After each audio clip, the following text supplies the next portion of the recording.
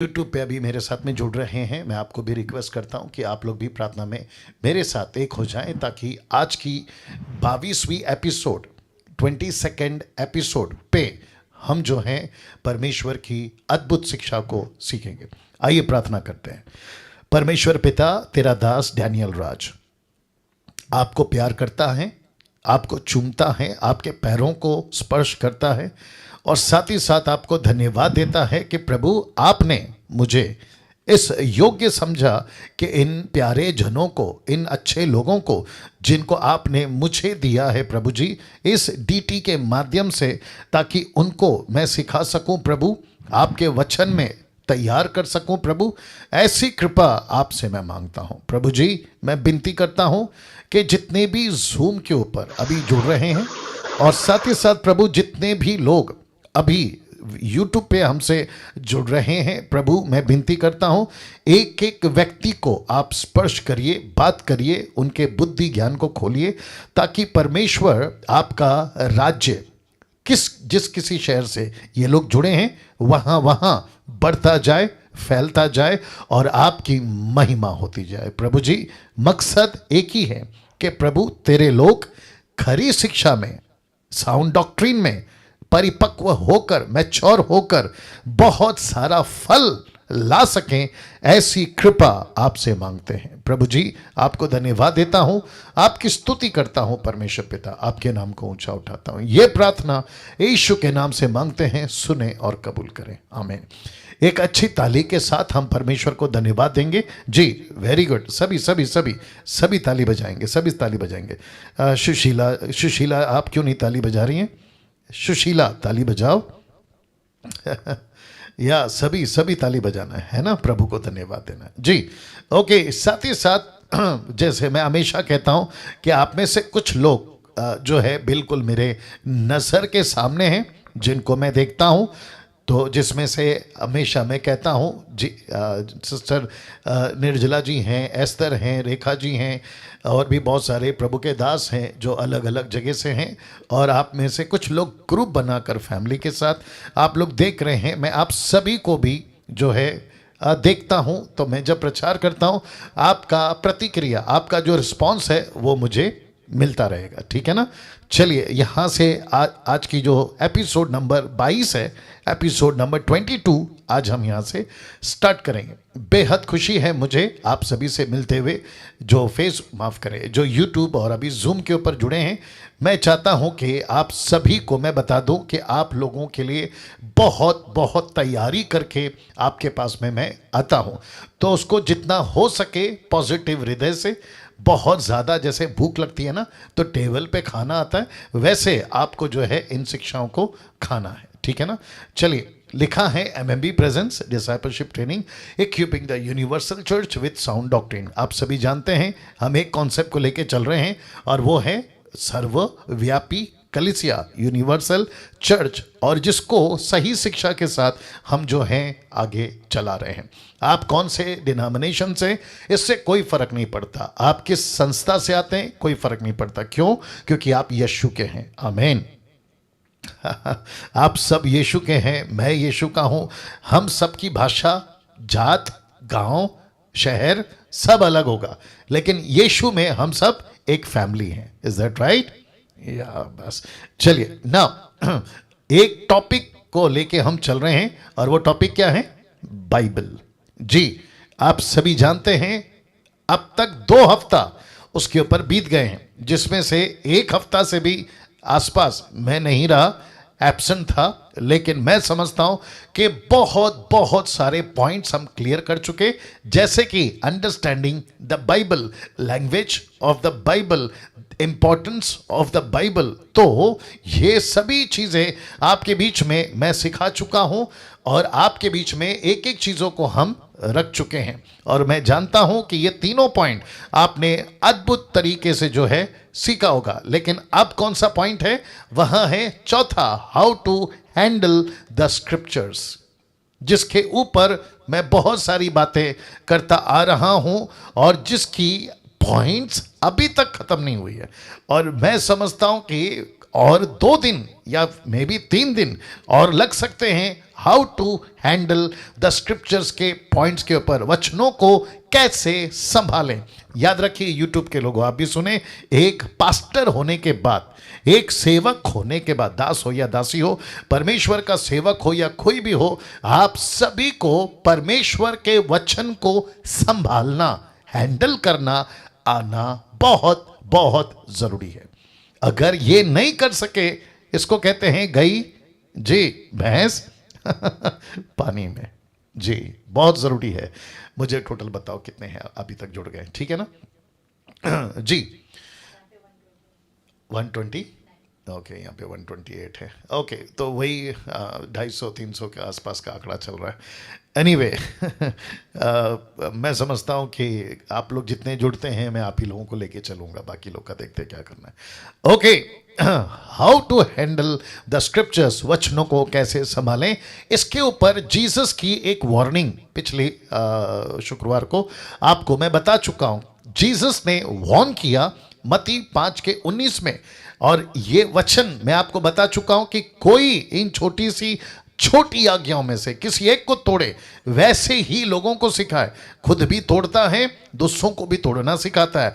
खुद भी नहीं समझता, दूसरों को भी नहीं समझाता। ऐसे लोगों को यीशु वार्न करता है, बहुत कठोर शब्दों में कहता है कि वो स्वर्ग के राज्य में छोटा कहलाएगा। ये जो कॉन्सेप्ट है छोटा कहलाएगा, मुझे नहीं पता, लेकिन ये बहुत डेंजर चीज है। ओके, साथ ही साथ कहता है कि जो पालन करेगा खुद भी और दूसरों को भी सिखाएगा, वो स्वर्ग के राज्य में महान कहलाएगा। फिर अंतिम किताब, बाइबल की अंतिम पुस्तक जिसको कहते हैं द बुक ऑफ रेवलेशन, प्रकाशित वाक्य की पुस्तक, आखिरी अध्याय, आखिरी 2 वचन में यीशु मसीह फिर वार्न करते हैं यूहन्ना के द्वारा कलीसियाओं को, अंत की कलीसियाओं को। 21वीं सदी, अगर यीशु के आने में देरी हुई तो 22वीं सदी, 23वीं सदी को ये वार्न करता है कि हर एक को जो इस पुस्तक की भविष्यवाणी की बातों सुनता है, गवाही देता हूं कि यदि कोई मनुष्य, pastor, bishop, reverend, apostle, prophet, X, Y, Z, इन बातों को कुछ बढ़ाए, तो परमेश्वर उन विपत्तियों को जो उन पुस्तक में लिखी है, इस पुस्तक में लिखी है, उस पर बढ़ाएगा। दूसरे शब्दों में आप देख सकते हैं कि वचन को लेकर यीशु मसीह कितना सीरियस है। Is that right?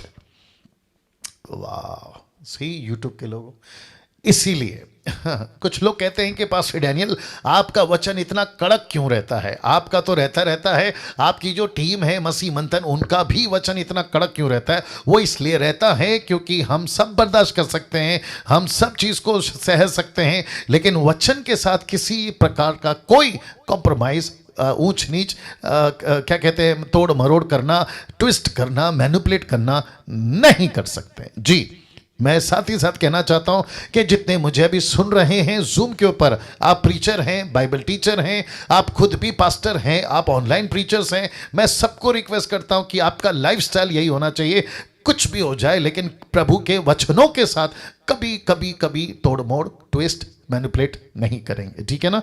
नाउ सबसे बड़ा खतरा, बाइबल रखा हूं तो इसका मतलब है बाइबल की बात कर रहा हूं, तो लिखा है सबसे बड़ा खतरा किसमें है?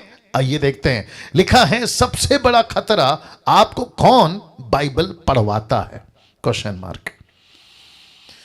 वाह वापस आते हैं, लिखा है आपको कौन बाइबल पढ़वाता है।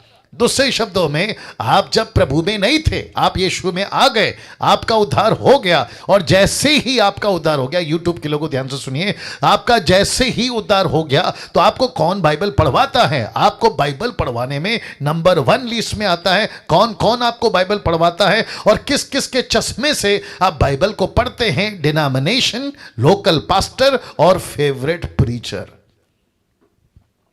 फेवरेट प्रीचर, स्पेलिंग ठीक है फेवरेट का? या यस और नो? मैं फिर कहता हूं, किसके चश्मे से आप बाइबल को पढ़ते हैं? आप जिस डिनोमिनेशन से हैं, आपका डिनोमिनेशन जैसा सिखाएगा। कैथलिक है तो मरियम को घुसा देगा, यहोवा विटनेस है तो यहोवा को घुसा देगा, ओनली जीसस है तो सिर्फ जीसस को घुसा देगा। माता मरियम वाले हैं यरूशलेम वाले, तो वो क्या करेंगे, माता यरूशलेम वाले वो क्या करेंगे, माता को घुसा देंगे जो यरूशलेम में कहीं तो उनका कॉन्सेप्ट है। और ऐसे Baptist, Pentecostal, charismatic, CNI, Lutheran, Brethren, ऐसे वैसे पैसे, पता नहीं कैसे कैसे, ये सारे के सारे अपने तरीके से लोकल पास्टर जो होता है ना, फिर वो अपनी इंटरप्रेट घुसाएगा, फिर उसके बाद में डिनोमिनेशन का चक्कर खत्म, लोकल पास्टर का चक्कर खत्म, तो इनके सोशल मीडिया पे, यूट्यूब पे, फेसबुक पे, कहां कहां से, अफ्रीका से, अमेरिका से, भारत से जो इनके फेवरेट प्रीचर होते हैं, फिर ये उनको फॉलो करते हैं, कहते हैं कि ओके इसने ऐसा कहा है तो मैं ऐसा चलूंगा, इसने ऐसा बोला है तो मैं उसका इंटरप्रेट ऐसा करूंगा। और इनको कहते हैं, जरा फोटो देख लीजिए, इनको कहते हैं डमीज, डमीज, इसको कहते हैं पुतले, पुतले, पुतले। ये किसी के डमीज बन जाते हैं। आप देख सकते हैं कि एक व्यक्ति एक कठपुतली को नचा रहा है, या जैसे कह रहा है वैसे वो भी कह रहा है, फिर उसके ठीक बगल में एक डम्मी को आप देख सकते हैं। ऐसे लोग होते हैं जिनका कोई चेहरा नहीं होता। ओ ओ ओ ओ ओ ओ, ये ऐसे होते हैं जिनका कोई चेहरा नहीं होता। यूट्यूब के लोगों बहुत ध्यान से सुनेगा, मुझे पता है कि अमेरिका के प्रीचर्स के कुछ डमीज हैं, साउथ अफ्रीका के कुछ प्रीचर्स के डमीज हैं, इंडियन प्रीचर्स के भी कुछ डमीज हैं। मुंबई के अंदर मैं कितनों को फेसबुक पे देखता हूं जो मुझे किसी की डम्मी दिखाई देते हैं। कोई बैनी हिन की नकल करता हुआ दिखता है, कोई किसी इंडियन प्रीचर की नकल करता हुआ दिखता है, कोई उसकी नकल, कोई इसकी नकल करता हुआ दिखता है। इसको कहते हैं, वापस रख दे रहा हूं, डमीज, डमीज। वाह, कैसा लग रहा है ये, इसका नाम क्या है, सुशीला, तुम ठीक से बैठो सुशीला, इसका नाम क्या है ये, हाँ ठीक से बैठो, क्या तकलीफ है? बैठी तो बैठी है लेकिन कोई रिस्पांस नहीं है। इसको फिर कहना पड़ेगा कि ये भी किसी की डमी है। ठीक से बैठना है, ठीक से बैठना है और रिस्पांस देना है, ठीक है ना? ओके, मैं वापस कहता हूँ, मेरी नज़र सब पे रहती है। मैं प्रचार करते रहता हूँ लेकिन मेरी नज़र सब पे रहती है। बहुत डेंजर प्रीचर को आप लोग अभी बैठ के सुन रहे हैं, ठीक है ना, जो आपको नहीं छोड़ेगा जी। वापस आते हैं। ओके, तो वापस से कहता हूँ कि किसके चश्मे से आप बाइबल को पढ़ते हैं? Denomination, local pastor, favourite preacher. मैंने क्या कहा था एक हफ्ता पहले या लास्ट वीक में? मैंने कहा था कि यहां तक कि डैनियल राज को भी फॉलो नहीं करना। हम सब किसके फॉलोवर हैं? हम सब यीशु के फॉलोवर हैं। हम किसको लेके चलते हैं? यीशु को लेके चलते हैं। यीशु के बाद में हमको कौन सिखाता है? वो अभिषेक। पहला यूहन्ना 2:27। अभिषेक का नाम क्या है? पवित्र आत्मा, होली स्पिरिट। वो पवित्र आत्मा मुझे, आपको, सबको, कैन यू बिलीव दिस? सोचो सोचो, लिसन लिसन लिसन, बाइबल गवाह है, इतिहास गवाह है। बड़े बड़े नाम वालों ने झंडे नहीं गाड़े, छोटे छोटे वालों ने झंडे गाड़े। दूसरे शब्दों में, बड़े बड़े लोगों ने कोई इतिहास नहीं रचा। बड़े बड़े लोग इतिहास जरूर पढ़ते हैं लेकिन छोटे छोटे लोग हैं जिन्होंने इतिहास रचा है। वो एलीशा का छंगाई को पाने वाला नामान, जिसके घर पे 16 साल की एक लड़की थी जिसको प्रभु ने यूज किया कि नामान को कोढ़ से छंगाई मिले। जंगल के अंदर 3 दिन 3 रात यीशु का प्रचार सुनते सुनते 5 रोटी 2 मछली, वो लड़का छोटा था जिसने ये चमत्कार किया, वो मछली थी जिसके मुंह पे खोलने पे सिक्का मिला। ऐसे कितने एग्जाम्पल्स हैं बाइबल के अंदर। यीशु खुद कहता है, मैं जहां से आता हूं उसको नासरत कहते हैं, जिसकी कोई अहमियत नहीं है, जिसको कहते हैं कूड़े का डब्बा, डस्टबिन।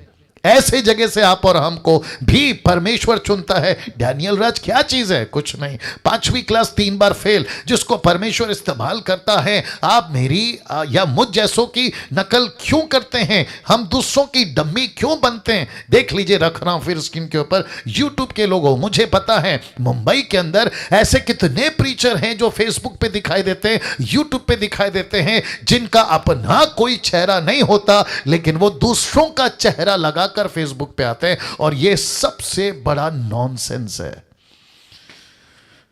वाह, आप क्या कर रहे पता है? आप अपनी असली पहचान जो प्रभु चाहता है उसको नहीं दिखा रहे हैं, आप दूसरों के पॉपेट बन के घूम रहे हैं। और मैं इतना सख्त क्यों हूं? क्योंकि अगर ऐसा ही चलता रहा तो एक दिन जिसकी तुम नकल करते हो ना, जिसकी तुम डम्मी बन के घूम रहे हो, वो एक दिन मर जाएगा, तो तुम किसकी नकल करोगे? तो फिर तुम असलियत कैसे लाओगे?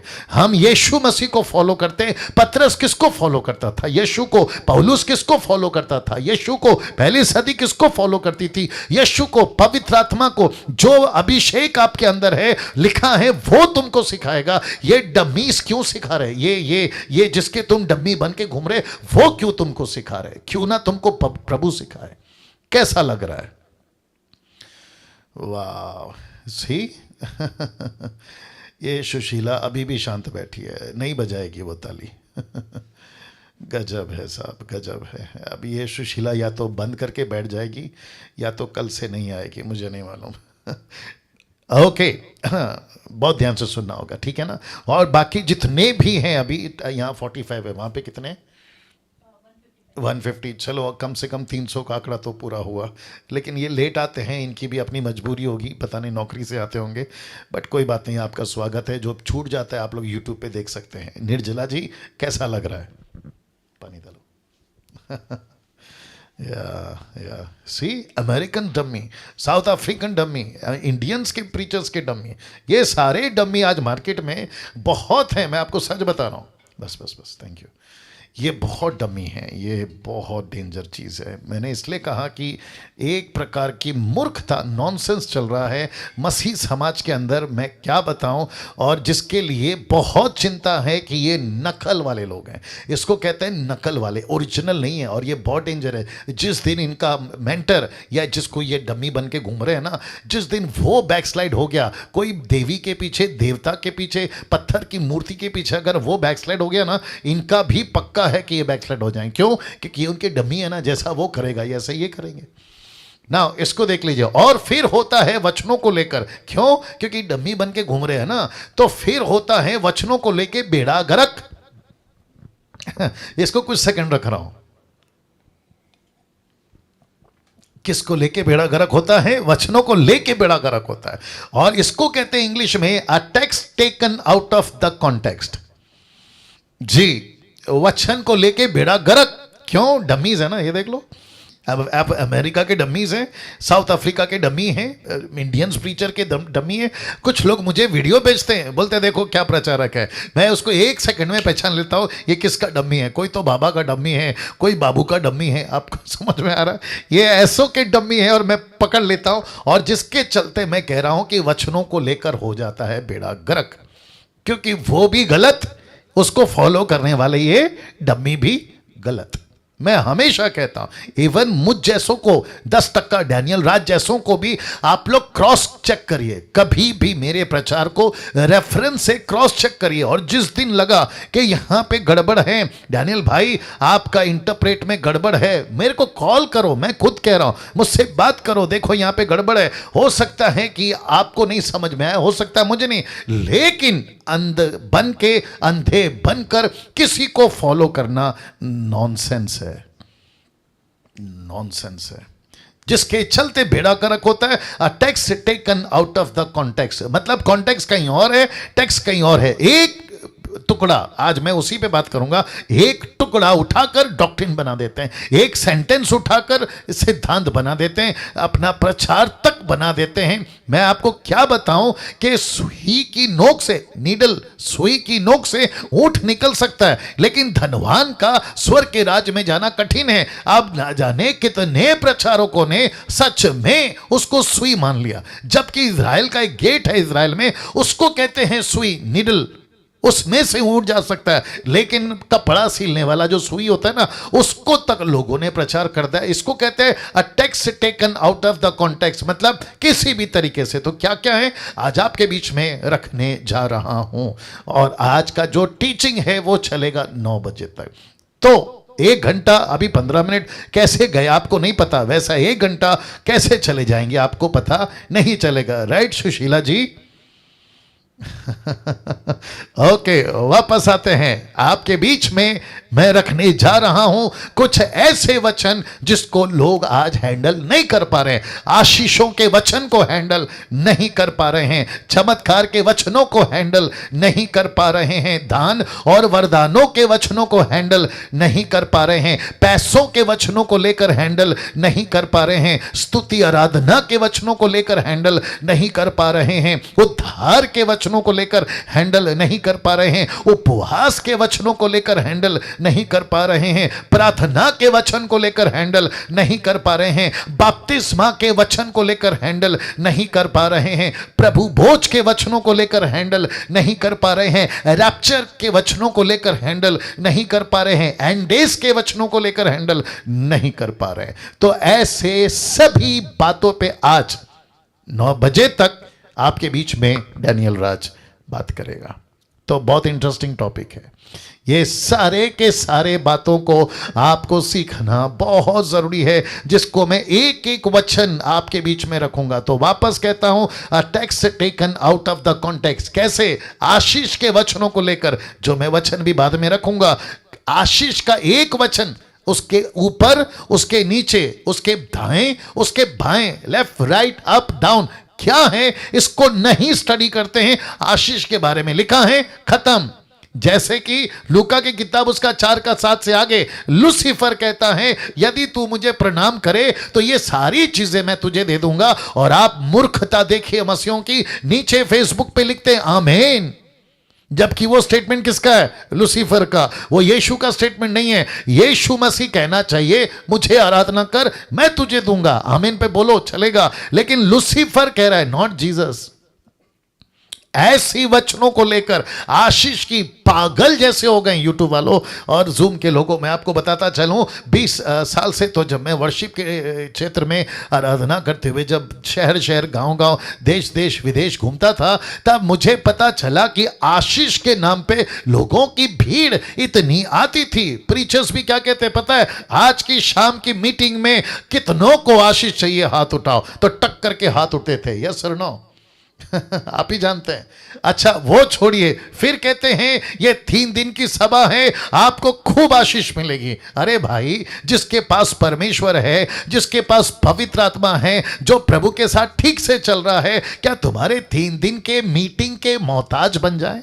क्या तुम्हारे मीटिंग के ऊपर हम डिपेंड रहें और तुम्हारा प्रीचर अफ्रीका से अमेरिका से आएगा, हम उसके ऊपर रास्ता देखें कि वो हाथ रखेगा तब हमको आशीष मिलेगी? इफिसियों 1:3 मैंने नहीं रखा है, आप सभी जानते हैं, लिखा है कि यीशु मसीह ने स्वर्गीय स्थानों में पहले से आशीष दे रखी है। It is past tense, not present, not future, already दे दिया है। क्या बात करते हो?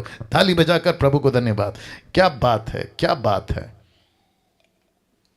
वाह, कैसा लग रहा है? आशीष के वचनों को लेके बेड़ा कर रखा। मैं आऊंगा उसके ऊपर बाद में। चमत्कार, ऊपर से चमत्कार। कहते हैं कि प्रभु का दास आएगा, वो जैसे ही पुलपिट पे आएगा, परमेश्वर का अभिषेक उतरता है, परमेश्वर का सामर्थ उतरता है, उसको जो भी कोई छूता है उसको चंगाई मिलती है। हद तो यहां तक ये हो गई, एक मूर्ख टाइप के प्रचारक को जानता हूं, नाम नहीं लूंगा, वो कहता है मेरे पेन में अनॉइंटिंग है। Pen, can you believe this? मेरे पेन को जो छुएगा उसको चमत्कार हो जाएगा, मेरे पेन को जो छुएगा उसके अंदर से सामर्थ निकलेगा। एक और मूर्ख टाइप का आदमी है, अपने भारत से है, कर्नाटका से, नाम नहीं लूंगा, कुर्सी पे बैठता है, कहता है मैं अभी कुर्सी पे बैठा हूं, आप जैसे ही मैं उठूंगा आप बैठोगे, आपको चमत्कार हो जाएगा। अगर चमत्कार हो गया तो मुझे पैसे देना। वाह, ऐसी वीडियो, ऐसे प्रचारक, ऐसे मूर्खता और ऐसे नॉनसेंस वाली बातें आज मसीह की तह में घुस गई हैं। और मसीह मंथन का ये रिस्पॉन्सिबिलिटी है कि ऐसी बातों से आपको अवगत, आपको अवेयर, आपको सतर्क, आपको होशियार कर सके।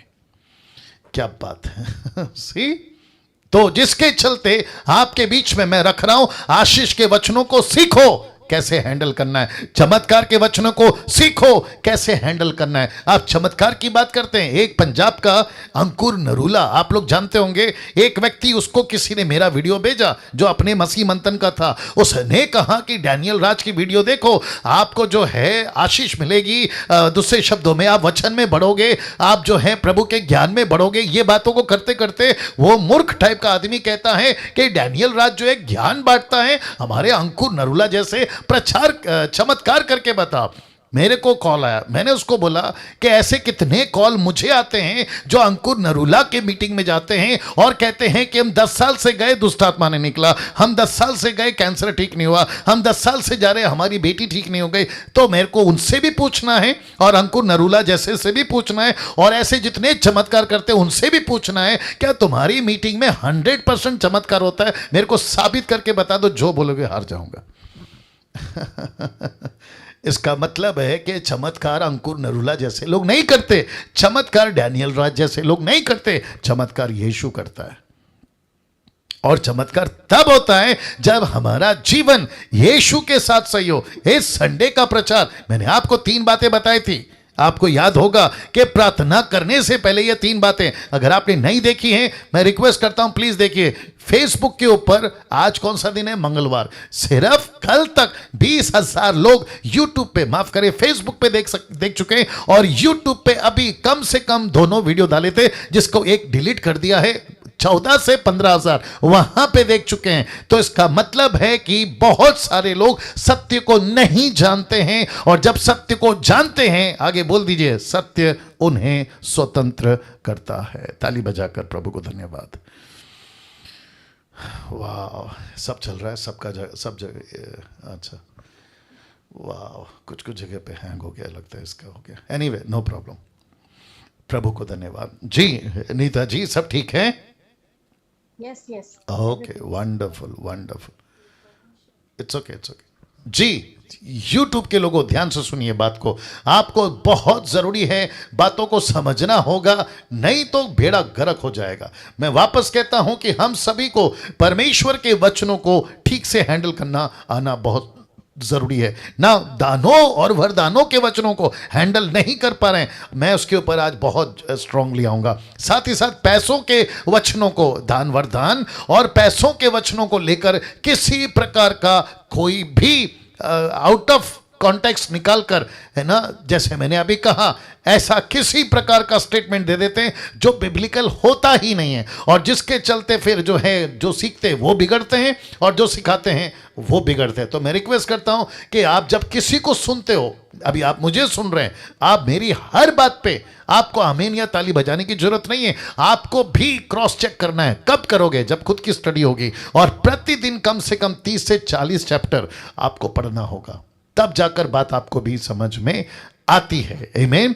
स्तुति आराधना के वचनों, इसके ऊपर भी खुल के आऊंगा। स्तुति आराधना का तो आज बेड़ा गर्क है। मैं कल किसी वर्शिपर से बात कर रहा था और उसने मुझे कहा, और बहुत अच्छी बात कही, अपना ही टीम का आदमी है, उसने कहा कि पास्टर डैनियल, कम से कम 1 साल से स्तुति आराधना का जो मार्केट में क्रेज था पहले, वो 1 साल के अंदर खत्म हो गया, अभी जब से लॉकडाउन हुआ है। कितने वर्शिपर मुंबई से, पूना से, नागपुर से, कर्नाटका से, न जाने कहां कहां से, इन सब का जो क्रेज था ना, वो ऑलमोस्ट खत्म हो गया।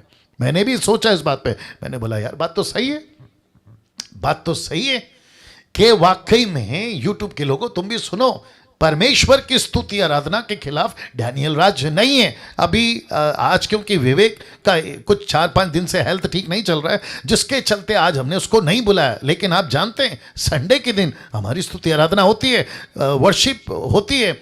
मैं खुद भी अपनी व्यक्तिगत प्रार्थना में आराधना के साथ प्रभु के पास में आता हूं। तो इसका मतलब है कि डैनियल राज स्तुति आराधना के खिलाफ नहीं है, लेकिन ये जो स्तुति आराधना के नाम पे वीडियो बनाकर पैसे कमाना, मैं म्यूजिशियन हूं, मुझे पैसे दो, मेरे गाना है, मुझे पैसे दो, वर्शिप को बेचने का कॉन्सेप्ट, फिर उसके बाद में पूरी जिंदगी कुछ नहीं करते, गाना गाना गाना, घंटों 2-2 घंटा चर्च में नाचते हैं। बात, बहुत सारी बातें आज रखूंगा, ऐसे कॉन्सेप्ट के मैं खिलाफ हूं। मैं वापस कहता हूं, और कौन बात कर रहा है? वो व्यक्ति बात कर रहा है जो 20 साल खुद ये काम कर चुका है। 20 साल मैंने यही काम किया। सूफी, कव्वाली, क्लासिकल, वेस्टर्न, ना जाने क्या क्या यूट्यूब पे मेरे वीडियो, गाने की वीडियो आप देख सकते हैं, कितनी सारी है। मैं इसी में था और मैं इसीलिए इस बात को अच्छे से जानता हूं। लेकिन यीशु का कहना क्या था उसको तो बाजू में कर दिया। मैं आऊंगा उसके ऊपर। उद्धार के वचनों को लेकर हैंडल नहीं कर पा रहे हैं। उद्धार के बारे में बहुत सारी कॉन्सेप्ट्स आ गई हैं और कहते हैं कि आपको सिर्फ विश्वास काफी नहीं है, आपको कर्म करना होगा। तो कर्म क्या करें? आपको खतना करना होगा, सरकमसाइज जिसको कहते हैं। आपको खतना करना होगा, आपको मरियम की पूजा करनी होगी, आपको संतों की पूजा करनी होगी। बेड़ा गर्क कर दिया है 16वीं सदी में। मार्टिन लूथर कैथलिक से बाहर क्यों निकला? क्योंकि सबसे डेंजरस पॉइंट था, क्योंकि कैथलिक उस वक्त में मार्टिन लूथर के टाइम पे ये कहते थे कि कांच पे चलो तुम तपस्या करो, आग में चलो तुम तपस्या करो, क्या पता प्रभु तुम्हारे पापों को माफ कर देगा। लेकिन बाइबल स्पष्ट कहती है यीशु ने किसी प्रकार का कोई तपस्या करने नहीं बोला। यस और नो? यीशु ने कहा विश्वास करो कि मैं क्रूस पे मरा हूं तुम्हारे पापों के लिए। मैं मरा हूं, मैंने लहू बहाया, मैंने कोड़े खाई, मैंने खीले खाई, मैं मरा, कब्र में 3 दिन रात रहा। मुझ पर जो विश्वास करेगा उसका उद्धार होगा। कम ऑन, यस और नो?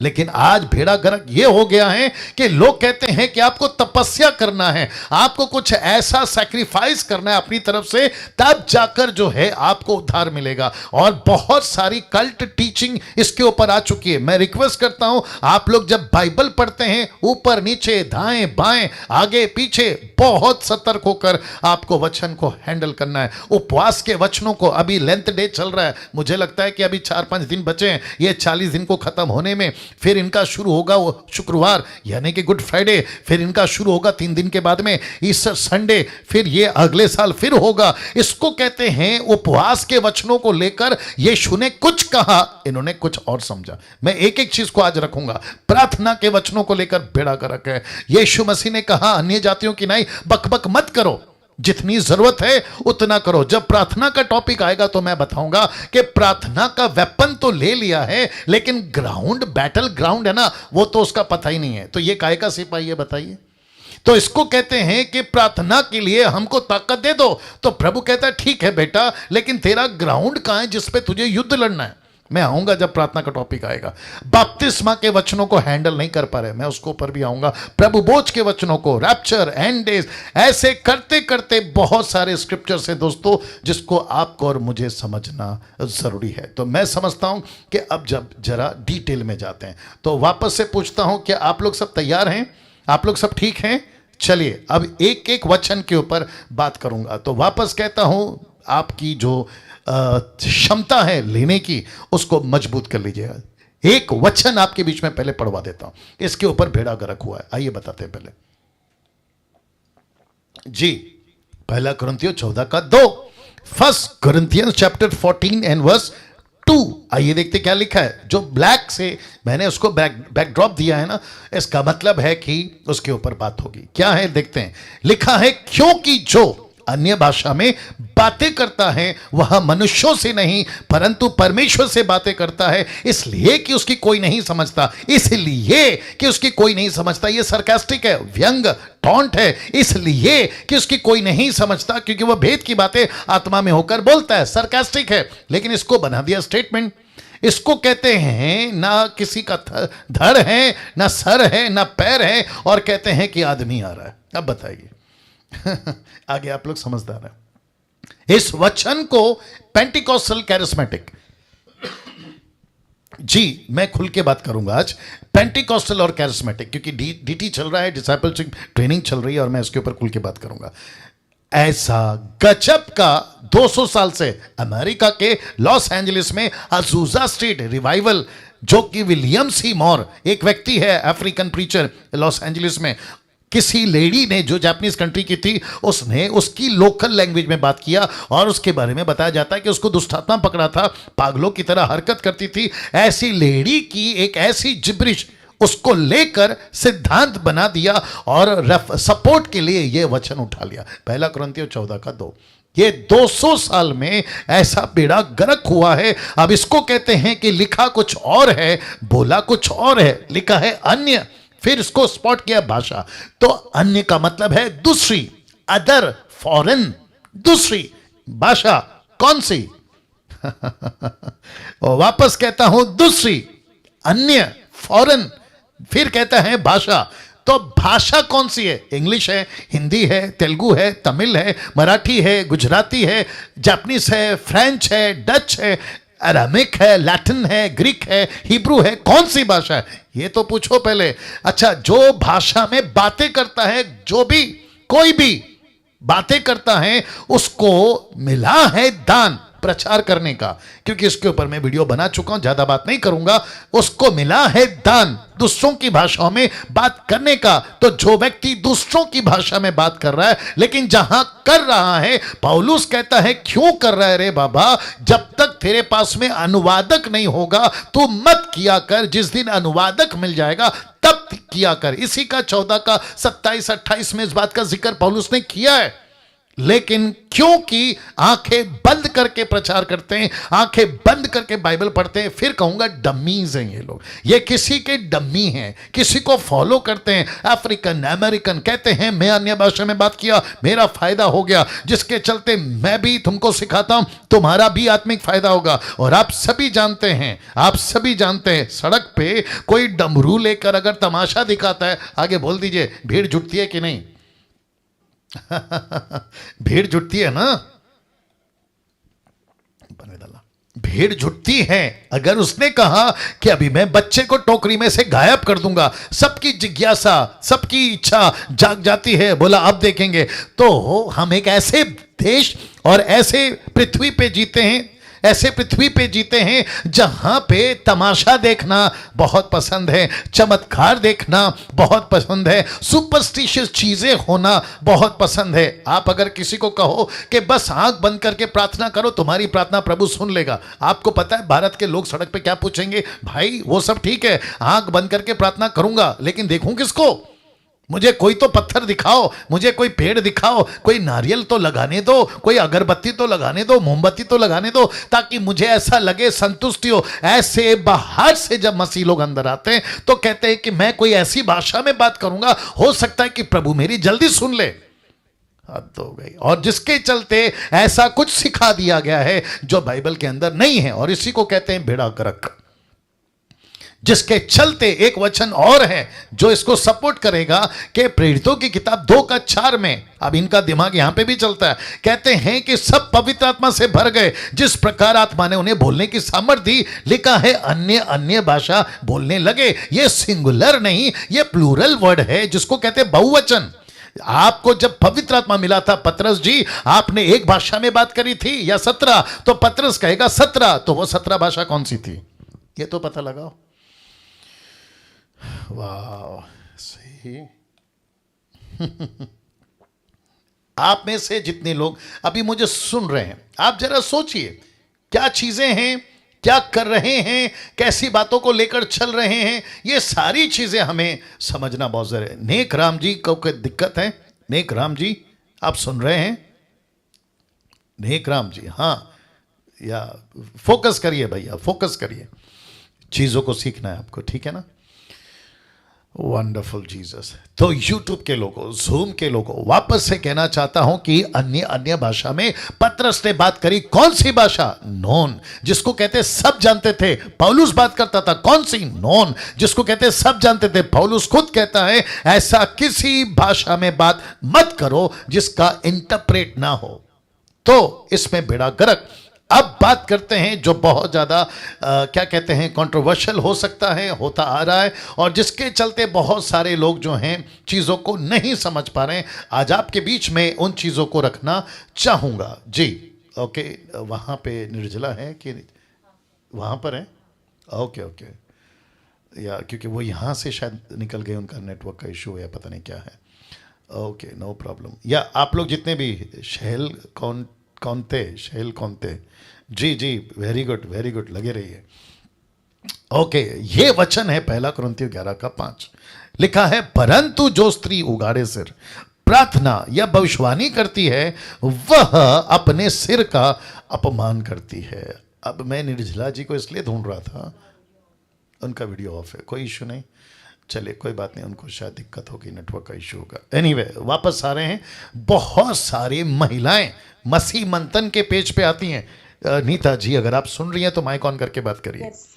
जी, आप बहुत सारी महिलाओं को सैटरडे के दिन आप देखते हैं, बहुत सारी महिलाएं सर पे दुपट्टा नहीं लेती हैं और वो प्रचार करती हैं। उनमें सिस्टर निर्जला जी भी हैं और भी बहुत सारी हैं महिलाएं, लेकिन कुछ महिलाएं ऐसे भी हैं जो सर पे दुपट्टा लेती हैं। लेकिन आपको पता है वो सर पे दुपट्टा क्यों लेती हैं? तो फिर वापस कहूँगा, किसने बाइबल पढ़ाई? डिनोमिनेशन ने। किसने बाइबल पढ़ाई? लोकल पास्टर ने। किसने बाइबल पढ़ाई? उसके फेवरेट प्रीचर ने। किसने बाइबल पढ़ाई? जो इसका वो डम्मी है, मतलब जिसकी वो कठपुतली है।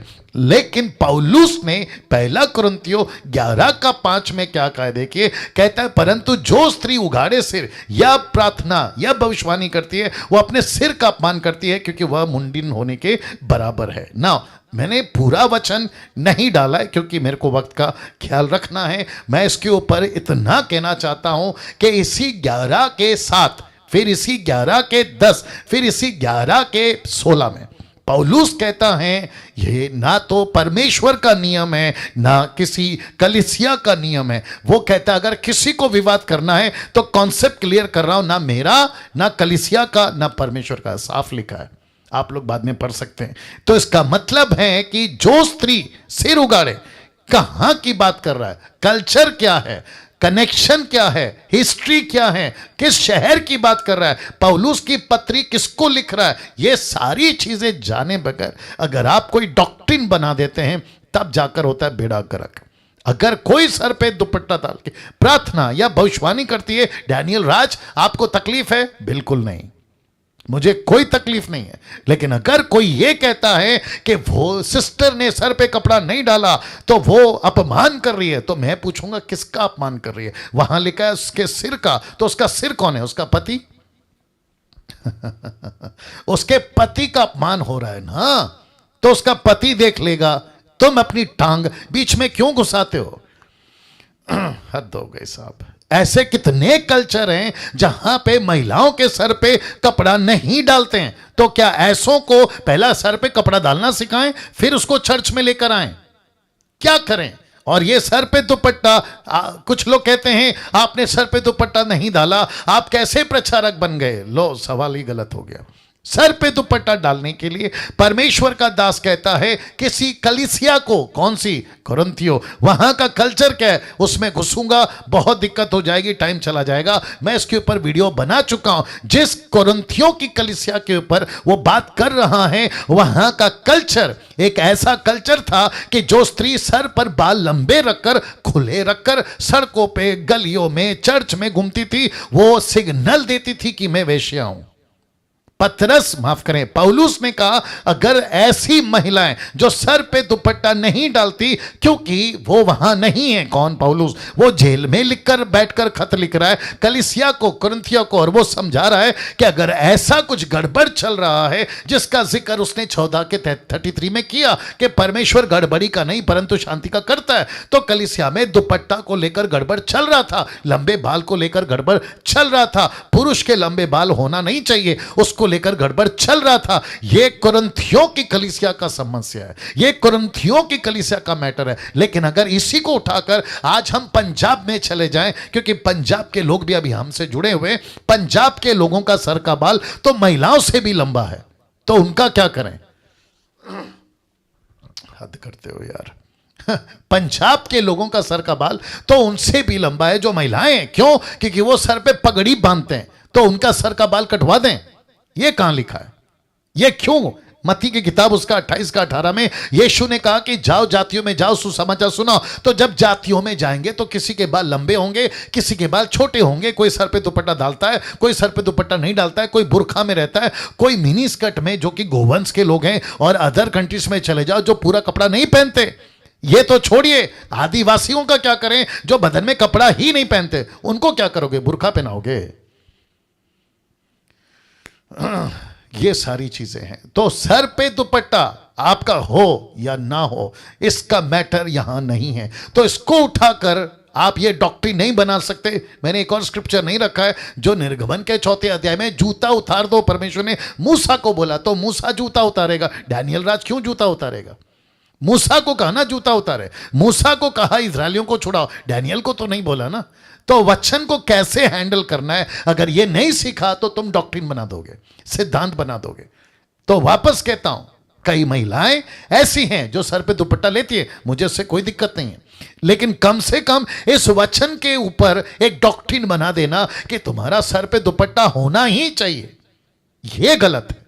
क्योंकि पौलुस ने किसी प्रकार का डॉक्ट्रिन नहीं बनाया, किसी प्रकार का सिद्धांत नहीं दिया। वचन 16 बिल्कुल साफ कहता है, ना मेरी ना परमेश्वर की रीति है। तुमको देखना है, तुम देख लो, ऐसी बातों को वो करता है ना। भला कि 3:10 सारे दशमांश भंडार में ले आओ कि मेरे भवन में भोजन वस्तु रहे। और सेनाओं का यहोवा ये कहता है, ऐसा करके मुझे परखो कि मैं आकाश के झरोखे तुम्हारे लिए खोलकर तुम्हारे ऊपर अपरंपार की आशीष की वर्षा करता हूं कि नहीं। ये वचन यहूदियों के लिए, ये वचन इजरायलियों के लिए है। तो उनको कहा दशमांश लेकर आओ, तो वो लाते थे, लेकिन पैसे का नहीं, जानवरों का, पैसों का नहीं, अनाज का, पैसों का नहीं, उनकी पहली उपज का वो लाते थे। वो कॉन्सेप्ट अलग है। लेकिन इसको उठाकर आज 99% कलीसियाओं के अंदर इस वचन को लेकर थोपा जाता है कि देखो दशमांश देने से आशीष है। लिखा है कि नहीं लिखा है?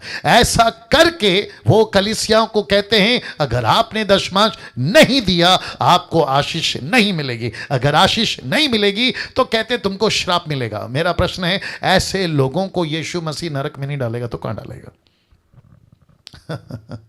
किसी पैसे को लेकर जबरदस्ती नहीं करना है किसी भी चर्च ने। अगर किसी को देना है, 2 कुरिन्थियों 9:7 कहता है, हर्ष से दे, खुशी से दे, क्योंकि परमेश्वर को खुशी और हर्ष से देने वाले पसंद है। जब ऑफरिंग का टाइम आएगा तो और भी बात करूंगा। तो इस वचन को लेकर हैंडल नहीं कर रहे। मैं आपको यह बता रहा हूं, जिसको कहते हैं कि इसका टेक्स्ट निकाल दिया है फ्रॉम द कॉन्टेक्स्ट और बेड़ा गर्क। नाउ योना की किताब 4:23 लिखा है, परंतु वो समय आता है, वरन अब भी है, जिसमें सच्चे भक्त पिता का भजन ब्रैकेट में वर्शिप आत्मा और सच्चाई से करेंगे, क्योंकि पिता अपने लिए ऐसे भजन करने वालों को ढूंढता है। ये जो वर्ड है ना भजन, जिसको इंग्लिश ट्रांसलेशन आया वर्शिप, लेकिन दरअसल में ओरिजिनल ट्रांसलेशन जिसको कहते हैं ग्रीक में, यूनानी भाषा में, यह वर्शिप बोलेगा तो गाना नहीं है, लाइफस्टाइल, जीवन शैली, जिसको कहते हैं। अभी मैं क्या कर रहा हूं, यह भी वर्शिप का एक हिस्सा है। मैं जो बात कर रहा हूं यह भी एक वर्शिप का हिस्सा है। आप जो बैठ के वचन सुन रहे हैं यह भी एक वर्शिप का हिस्सा है। प्रार्थना तक करते हैं, यह भी एक वर्शिप का हिस्सा है। इसको कहते हैं एक भाषा। अरे पंजाब में जब मैं जाता था तो पंजाब में कहते आज हमारी बंदगी है, बंदगी। तो मैंने पूछा बंदगी क्या होती है? कहते वही 2 घंटे की स्तुति आराधना वचन प्रचार, उसको हम कहते हैं बंदगी। तो वर्शिप को शॉर्ट में कहते हैं, टोटल कॉन्सेप्ट आ गया। चर्च में जाना है, वचन सुनना है, प्रार्थना करना है, स्तुति आराधना होती है, म्यूजिक बजती है, उसको टोटल मिला के कहते हैं वर्शिप, भजन। इसलिए यीशु ने क्या कहा, तुम कहां भजन करती, इसी औरत से बात किया, तुम कहां भजन करती हो। दूसरे शब्दों में यीशु ने कहा, तुम कहां जाती हो भक्ति के लिए। लेकिन आज कुछ लोगों ने, जिसको मैं कहूंगा महामूर्खों ने, परमेश्वर के इस वचन को, ये जो ब्लैक में लिखा है, इतने से टुकड़े को उठाकर कह दिए हैं कि परमेश्वर गाना गाने वाले को ढूंढ रहा है। अब बताइए, तो फिर उनका क्या करें? जिनको गाना गाना नहीं आता फिर उनको नहीं ढूंढेगा, जो गूंगे हैं उनको नहीं ढूंढेगा। अच्छा, कहते हैं कि जो गिटार बजा सकते हैं परमेश्वर उनको चुनता है, तो जिसको गिटार बजाना नहीं आता वो प्रभु का बेटा बेटी नहीं है। क्या मूर्खता की बातें करते हो।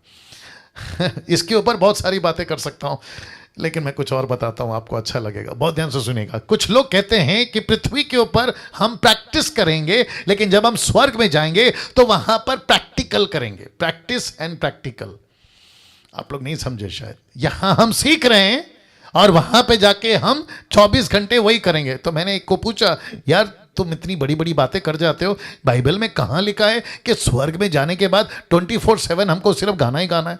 ऐसा कोई वचन है? तो उनका मुंह बंद हो जाता है। तो मैं वापस कहता हूं कि गाना गाने के लिए परमेश्वर ने नहीं बुलाया, उसकी सेवा करने के लिए परमेश्वर ने बुलाया। मैं वर्शिप के खिलाफ नहीं हूं, मैं वापस कह रहा हूं, लेकिन कॉन्सेप्ट को समझिए। परमेश्वर की स्तुति, आराधना, सेवा, प्रचार, आत्मा जीतना, कलीसियाओं की स्थापना करना, चेला बनाना, इसको टोटल कहते हैं। परमेश्वर के भजन करने वाले को वो ढूंढ रहा है। आई बात समझ में?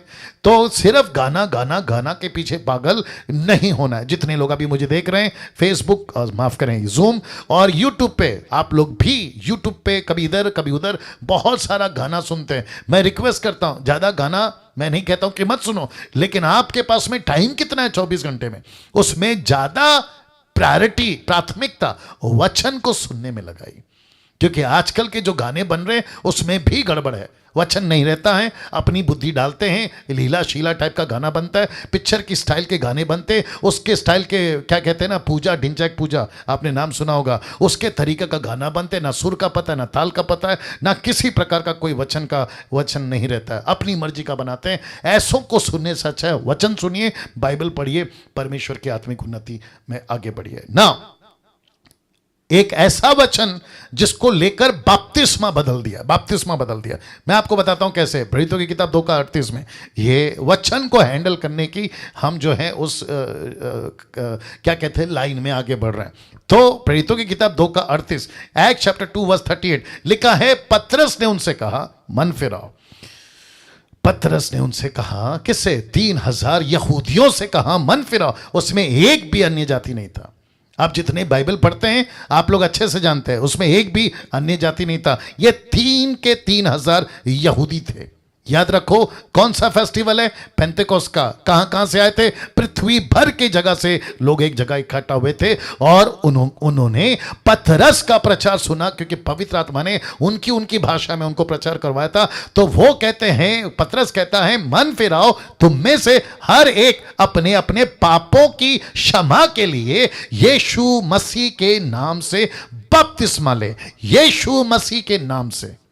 बस इतना सब पढ़ा और उसको लेकर कॉन्सेप्ट बना दिया। अब मैं वापस कहता हूं, डंके की चोट पे, बहुत ध्यान से सुनना, ओपन चैलेंज है किसी को, मैं सबको कहना चाहता हूं कि 3,000 ने पूछा, अब हम क्या करें?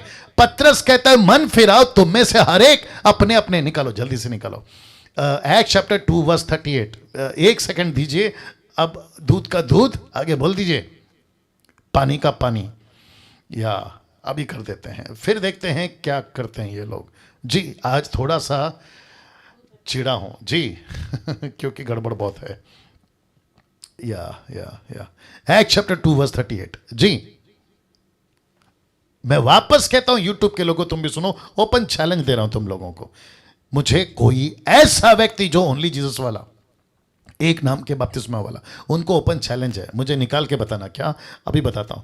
ये 38 तो आपके बीच में मैंने रख दिया, अब जरा 39 को पढ़ते हैं, ठीक है ना। क्योंकि वह प्रतिज्ञा तुम्हारे संतानों, उन सब दूर दूर के लोगों के लिए भी है जिनको प्रभु हमारा परमेश्वर अपने पास बुलाएगा। तो यहां पे एक यीशु है, फिर कहता है यहां पे परमेश्वर भी आ गया। अब जरा ध्यान से सुनना, 38 को कैसे एंड कर रहा है ये भी देख लेना। लिखा है, बहुत ध्यान से सुनना, पतरस ने उसने कहा, मन फिरा, तुम में से हर एक अपने अपने पापों की क्षमा के लिए यीशु मसीह के नाम से बपतिस्मा ले तो पवित्र आत्मा का दान पाएगा। तो मैं आपसे पूछना चाहता हूं, यहां यीशु है, यहां पवित्र आत्मा है। क्या यहां पर 39 में नहीं लिखा है, क्योंकि प्रतिज्ञा तुम्हारे संतानों, सब दूर दूर के लोगों के लिए भी जिनको प्रभु हमारा परमेश्वर अपने पास बुलाएगा। तो यहां पे परमेश्वर है, तो यहां तीनों है कि नहीं? यहां तीनों है, पिता भी है, कम ऑन, आप लोग का सपोर्ट चाहिए। यहां पिता भी है, यहां पवित्र आत्मा भी है, यहां यीशु भी है। तो फिर वन गॉड का कॉन्सेप्ट यहां पर कहां से डाल दिया तुम लोगों ने? मूर्खों की संख्या है। नाउ अब बात करते हैं 3,000 ने क्या किया। वचन 40, उसने बहुत और बातों से भी गवाही दे देकर समझाया कि अपने आप को स्त्रीडी जाति से बचाओ।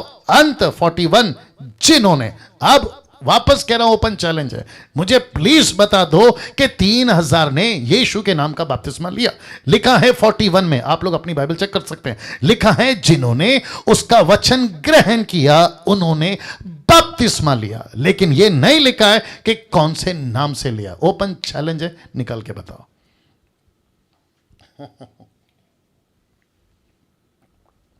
वापस कहता हूं, ऐसा लिखा है कि 3,000 ने बपतिस्मा लिया, लेकिन नहीं लिखा है कि कौन से नाम से लिया। क्या बात करते हो यार। अच्छा, ये यहूदियों के लिए, लेकिन मत्ती 28:18 पूरी दुनिया के लिए। वापस कहता हूं, ये किसके लिए? ये यहूदियों के लिए। लेकिन मत्ती 28:18 पूरी दुनिया के लिए। क्या कहा? जाओ, सारी जातियों में जाओ, पृथ्वी के छोर तक जाओ, पिता, पुत्र, आगे बोल दीजिए, पवित्र आत्मा के नाम से बपतिस्मा। वो भी कितनी बार डुबाना है? एक बार, ना कि 3 बार, एक बार डुबाना है। तो भैया ऐसे लोग हैं जो वचन को हैंडल नहीं कर रहे हैं, बेड़ा गर्क खुद का भी किया है और दूसरों का भी करके रखा है। तो ऐसों को आपके घर पे अगर ये लोग आते हैं, इनको अच्छे से समझाओ। अगर नहीं समझते हैं, नमस्ते बोल देना, नमस्ते बोल देना। वाह, कैसा लग रहा है कालेब फ्रॉम झारखंड?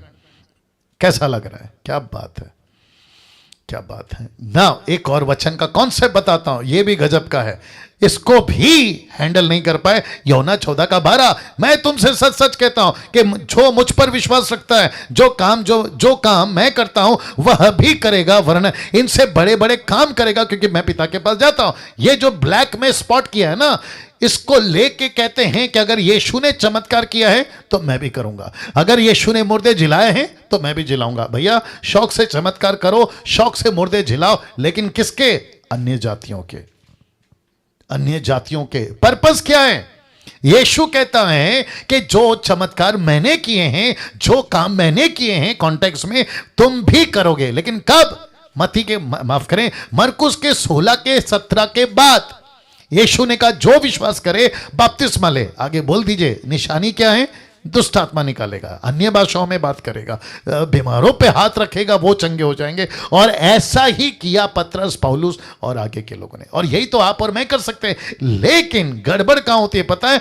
वो आत्मा नहीं जीतते, लेकिन चमत्कार पे फोकस करते हैं। कलीसियाओं की स्थापना नहीं करते, लेकिन चमत्कार पे फोकस करते हैं। ऊपर से क्या कहते हैं पता है? अफ्रीका से आया हूं। बोला क्यों? बोला अफ्रीका में मेरा स्पिरिचुअल पापा,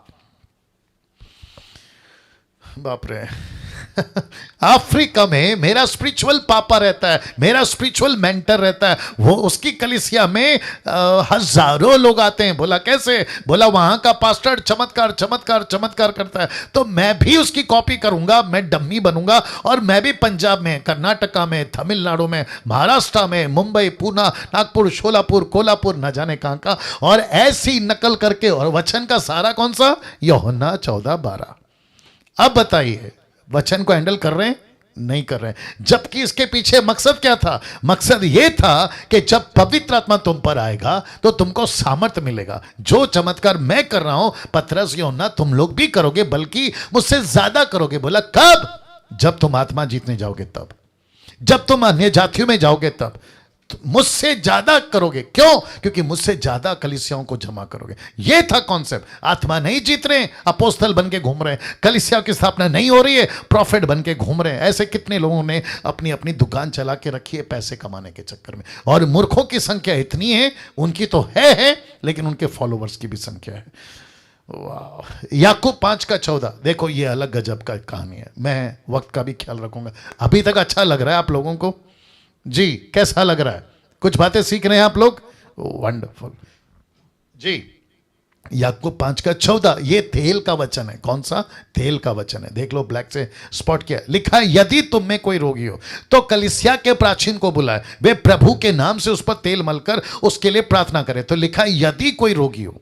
ये रोगी कौन है?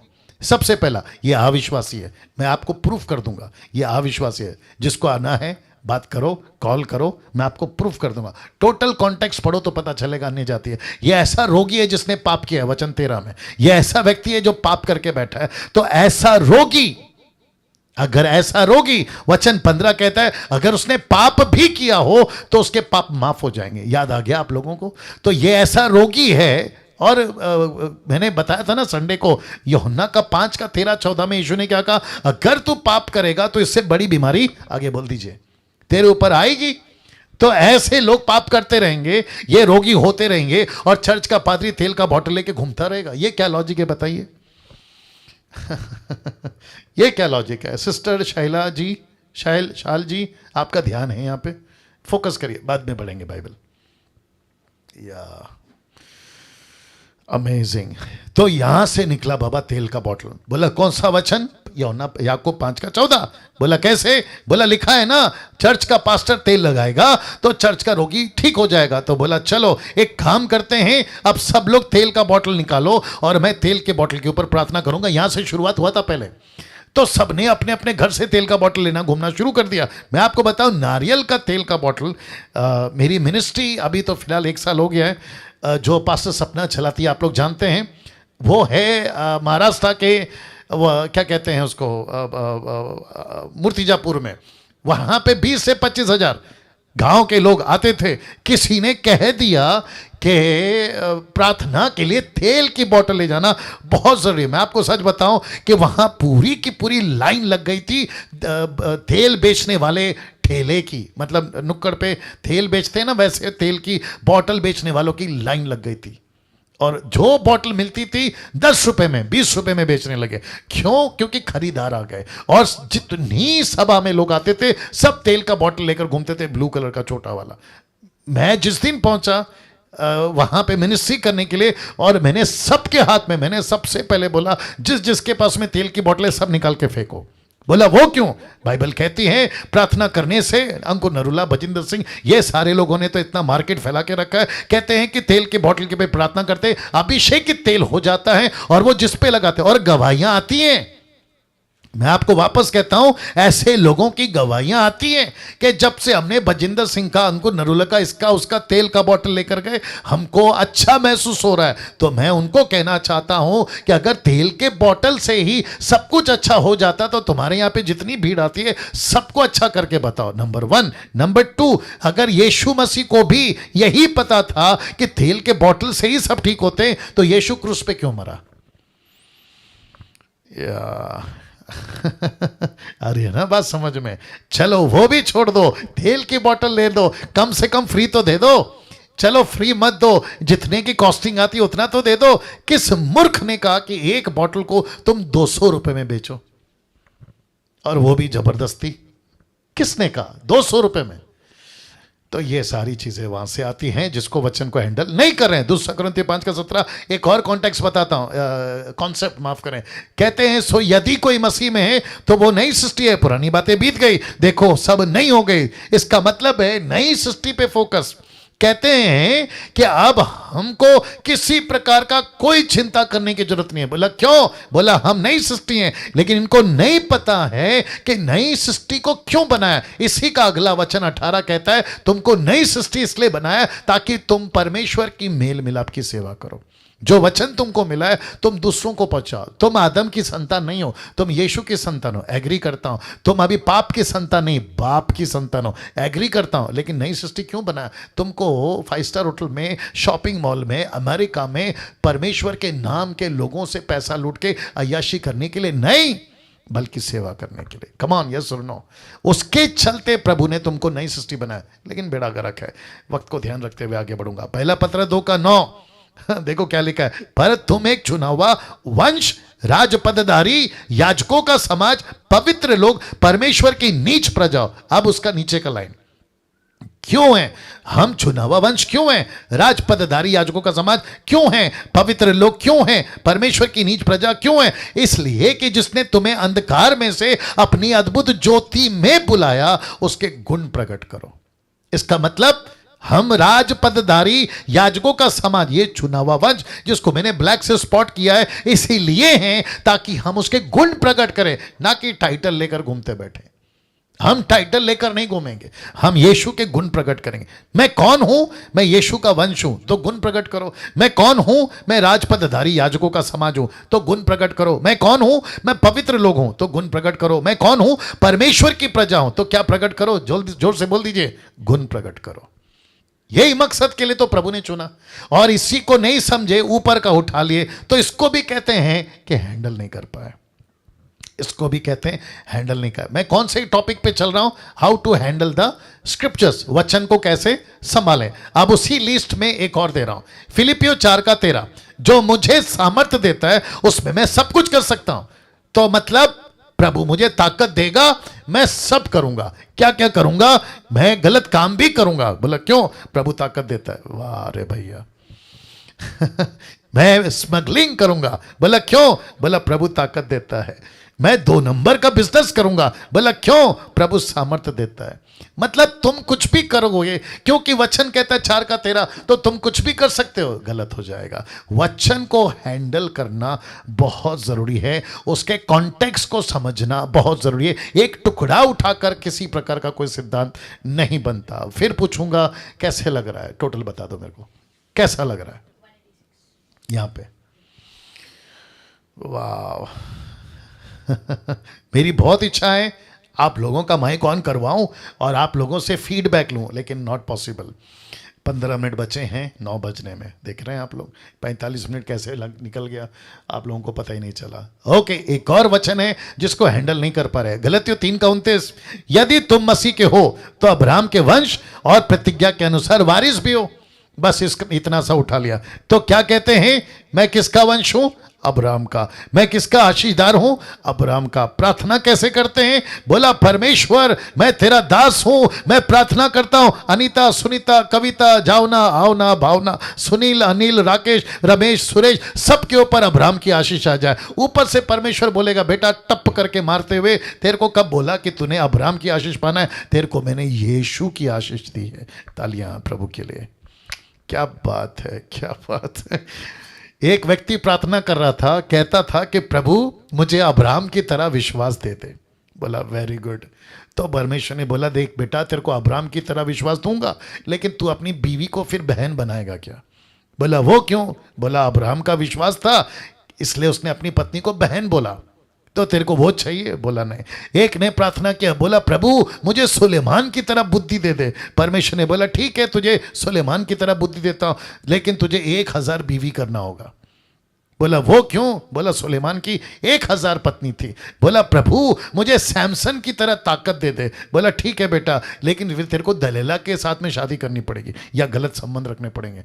आ रही है ना बात समझ में? ऐसे किसी का भी नाम लेकर किसी का भी आशीष आपको नहीं चाहिए, किसी की बुद्धि किसी की ताकत नहीं चाहिए। एक साथ पूछ सकते हैं क्यों? अभी बताता हूं। क्योंकि हम सबको पवित्र आत्मा की ताकत, पवित्र आत्मा की बुद्धि, पवित्र आत्मा की सामर्थ्य दी है। तो क्यों चाहिए दूसरे का? Come on. अरे ये ना बात समझ में? ये ऐसे लोग हैं जो वचन को नहीं समझते और ऐसी बातें सिखाते हैं। क्या करें ना? अब बात करते हैं महिलाओं के श्रृंगार के ऊपर, क्योंकि उनके ऊपर यह वचन आता है। पहला पत्रस 3:3, पहला Timothy 2:9, 1 Peter chapter 3:3, 1 Timothy chapter 2:9। आइए देखते क्या लिखा है। दोनों भी एक ही है इसलिए मैंने वहां नहीं डाला, लेकिन पहला पत्र 3:3 डाल दिया। लिखा है तुम्हारा श्रृंगार, आप देख सकते हैं, दिखावटी ना हो, अर्थात बाल गोथने, सोने के गहने, भांति भांति के कपड़े पहनना। अगर इसको बहुत ध्यान से सुनना दोस्तों या यूट्यूब के लोगों, अगर इसको लिटरली मतलब हूबहू ऐसे ही उठा लिया ना, मैं आपको बताऊं आप कभी सर पे कंघी नहीं घुमा सकते। आप कभी सर पे कंघी नहीं घुमा सकते। जी लिखा है तुम्हारा श्रृंगार, बाल गोथने, सोने के गहने, भांति भांति के कपड़े पहनने। तो इसका मतलब है अगर इस वचन को यूट्यूब के लोगों ध्यान से सुनो, लिटरली हूबहू अगर ऐसे उठा लिया ना तो तुम सर पे कभी कंघी नहीं घुमा सकते।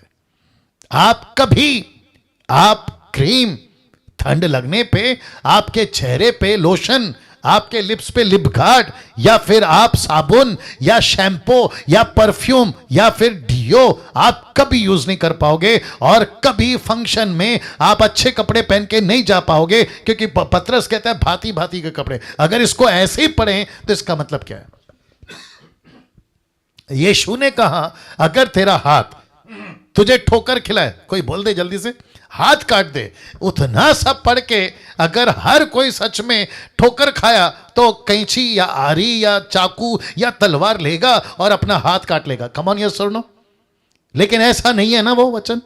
अब उसके डिटेल में जाना पड़ता है, वैसे ही इसके डिटेल में जाना पड़ता है। तो डिटेल में जाने की जरूरत नहीं है, आप ठीक से पढ़ेंगे तो आपको डिटेल मिल जाएगा। पत्रस का कहने का मतलब यह था कि तुम श्रृंगार करो लेकिन दिखावटी नहीं होना चाहिए। देखो दिखावटी नहीं होना चाहिए।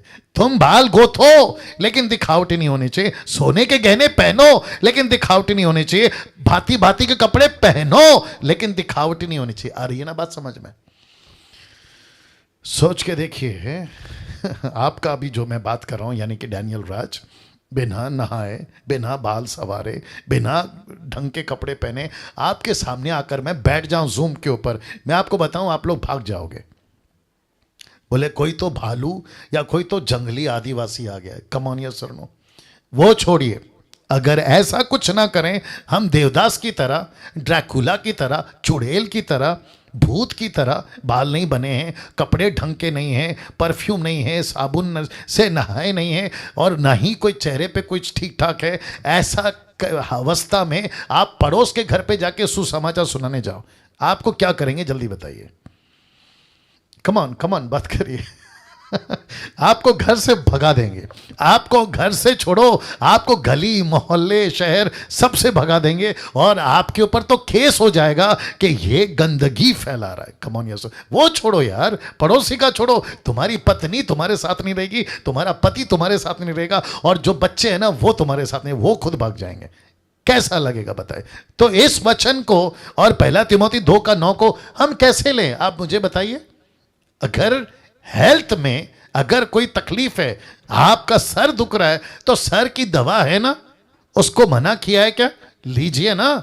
आपको जुकाम हो गया है, आपके लिए बहुत सारे लिक्विड हैं, खांसी हो गई है जो मुझे हो गई थी आइसक्रीम और कोल्ड ड्रिंक के चक्कर में, तो सिरप्स आते हैं वो लीजिए। आपको अगर कोई बीमारी हो गई है जिसको डॉक्टर ऑपरेशन करके ठीक कर सकता है, किडनी में पत्थर हो गई है, आपको कुछ तकलीफें हैं, तो जाइए ना हॉस्पिटल में, उसको आपको किसने रोका है। वैसे ही आपका शरीर किसका है, जोर से, परमेश्वर का मंदिर। ये शरीर को कौन संभालेगा, पड़ोसी या आप खुद। आपको खुद के शरीर को आपको संभालना है। ऊपर से प्रभु बोलेगा बेटा तेरे को मैंने सब कुछ दिया, बुद्धि दिया। मैं आपको और एक बताता हूं, ओल्ड टेस्टमेंट में, पुराने जमाने में चाकू नहीं होता था, तो सब्जी कैसे काटते थे बताइए प्लीज, थोड़ा पानी डालना, पत्थर से। अब कुछ मूर्ख लोग अगर ये कहें कि मैं तो बाइबल वाला हूं, मैं चाकू का इस्तेमाल नहीं करूंगा, मैं तो वही पत्थर का इस्तेमाल करूंगा। मुझे प्लीज बताइए, ककड़ी बिल्कुल शेप में कैसे कटेगी, टमाटर कैसे शेप में कटेगा, काट सकते हैं। अब इसको कहते हैं बुद्धि। कम ऑन यस और नो, राइट कालेब जी। कितने लोग ऐसे हैं जो ब्रश नहीं करेंगे सुबह उठकर, बोला बाइबल में ब्रश का जिक्र नहीं है, कोलगेट का जिक्र नहीं है। मुझे बताइए, वक्त से पहले बुढ़ा होके मर जाएगा, दांत सब झड़ जाएंगे जी। इसको कहते हैं, वचन का जो कॉन्टेक्स्ट है वो कुछ और है, उसका टेक्स्ट उठाया और उसको कॉन्टेक्स्ट को बदल दिया। आगे आप लोग समझदार है। उसी कड़ी में एक और वचन दे रहा हूं, 1 तिमोथी 5:23। आई होप आप लोग एंजॉय कर रहे हैं, आप लोग सीख रहे हैं, और बहुत सारा मसाला आपको मिल रहा है, राइट। एक बार थम करके बता दीजिए सब लोग, जी जी जी, good good good, thank you. 1 Timothy 5:23 लिखा है, भविष्य में केवल जल ही का पीने वाला ना रह, पर अपने पेट के और अपने बार बार बीमार होने के कारण थोड़ा थोड़ा दाकरस भी काम में लाया कर। तो इसको कहते हैं दाकरस, इंग्लिश में लिखा वाइन। वाइन का मतलब होता है नशा, शराब। तो क्या पत्रस की ये लाइन को पढ़ के हम दारू पीना शुरू कर दें, माफ करें, पौलुस की लाइन को पढ़ के हम दारू पीना शुरू करें? कम ऑन बात करिए प्लीज। नहीं कर सकते ना, इशारों में बात करिए, या तो ऐसा ऐसा करिए या तो ऐसा ऐसा करिए। क्या करें बताइए, दारू पी सकते हैं? कुछ लोग कहेंगे कि पौलुस ने कहा है तिमोथी को कि दाकरस को काम में लाना, लेकिन क्यों लाना? लिखा है बार बार बीमार पड़ता था, तो लिखा है कि दाकरस से अगर दवा बनती है। देखो क्या लिखा है, दाकरस को काम में लाना, यह नहीं लिखा है कि दाकरस पीना। सीधा पॉइंट, एक एक शब्द को पकड़िए। उसने नहीं कहा कि दाकरस पीना, उसने कहा कि दाकरस को काम में लाना। ये ट्रांसलेशन के हिसाब से मैं बात कर रहा हूं। तो इसका मतलब है क्या हम दारू पीना शुरू करें? कम ऑन बात करिए, नहीं पी सकते। बाइबल कहती है जो दारू पिएगा वो नरक जाएगा। फिर पत्रस, माफ करे, पौलुस अपने ही वचन का कॉन्ट्रडिक्ट बनेगा, मतलब विरोधाभास करेगा? नहीं कर सकता। उसने किस परिस्थिति में, कौन से कंडीशन में, किस हालात में किसको क्या कहा, इसको समझना बहुत जरूरी है। इसको समझना बहुत जरूरी है, इसलिए हैंडल करना। तो इसको कहते हैं interpreting the scripture rightly is very important. वचन को ठीक से इंटरप्रेट इंटरप्रेट करना, स्क्रिप्चर को ठीक से इंटरप्रेट करना, वो भी सही तरीके से बहुत बहुत जरूरी है। अगर बाइबल को पढ़ते वक्त में ओल्ड टेस्टमेंट से न्यू टेस्टमेंट तक, जेनेसिस से रेवलेशन तक, अगर इसको ठीक से इंटरप्रेट नहीं किया, एक साथ बोल दीजिए, गई भैंस पानी में। या आशा करता हूं कि आज का ये जो टॉपिक है, बहुत सारे वचन और भी थे, मैंने नहीं रखे हैं, लेकिन मैं समझता हूं कि बहुत सारे वचन थे, मैंने उसको नहीं लाया। बट ये कहते हैं ना, समझदार को आगे बोल दीजिए, इशारा काफ़ी है। तो आप लोग जब ही भी बाइबल पढ़ते हैं तो एक वचन को लेकर कभी भी डॉक्ट्रिन नहीं बनाना, अरे देखो लिखा है, नहीं, उसका ऊपर नीचे आगे पीछे हिस्ट्री, इतिहास, किसको लिखा, कब लिखा, वो व्यक्ति कौन था, सर पे दुपट्टा डालने बोला तो क्यों बोला, वहाँ का कल्चर क्या था, अब आज की परिस्थिति में क्या करें, सरदार जी पगड़ी पहनता है तो उसका क्या करें, उत्तर प्रदेश में शादीशुदा महिलाएं सिंदूर लगाती हैं, उसका क्या करें, ऐसे टाइम पे हम क्या करें। तो एक वचन उठाकर पूरी की पूरी उत्तर प्रदेश की, बिहार की महिलाओं को नरक में डाल देंगे? नहीं डाल सकते। सिंदूर के चक्कर में, बिंदी के चक्कर में उनको प्रभु में आने से रोक देंगे?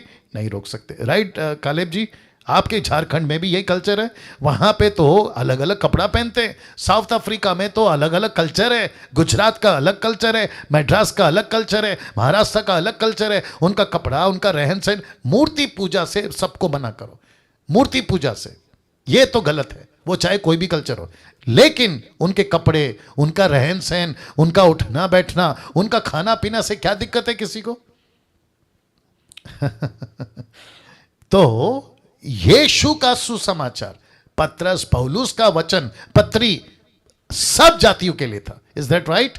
तो पढ़ते वक्त में कैसे आज लेना है। और मैं आखिरी में फिर कहूंगा, आपको बाइबल कौन पढ़वाया, ये बहुत इंपॉर्टेंट है। अगर डिनोमिनेशन ने पढ़ाया तो पूरी जिंदगी डिनोमिनेशन के हिसाब से चलोगे, अगर लोकल पास्टर ने पढ़ाया तो पूरी जिंदगी, बोल दीजिए, लोकल पास्टर के हिसाब से चलोगे। अगर कोई आपका फेवरेट प्रीचर है सोशल मीडिया, उसके तरीके से पढ़ोगे तो बस पूरी जिंदगी। लेकिन बाइबल को पवित्र आत्मा के चश्मे से पढ़ो। क्या बात है, बाइबल को पवित्र आत्मा के चश्मे से पढ़ो। पवित्र आत्मा मुझे सिखा रहा है, आपको सिखाएगा। मैं आपके बीच में क्यों हूं? मैं सिर्फ आपको मार्गदर्शन कर सकता हूं। रास्ता ये है दिल्ली का, रास्ता ये है कलकत्ता का, रास्ता ये है आपका मुंबई का, मैं रास्ता दिखाने वाला हूं। बाकी चलना तो आगे बोल दीजिए आप ही को है ना।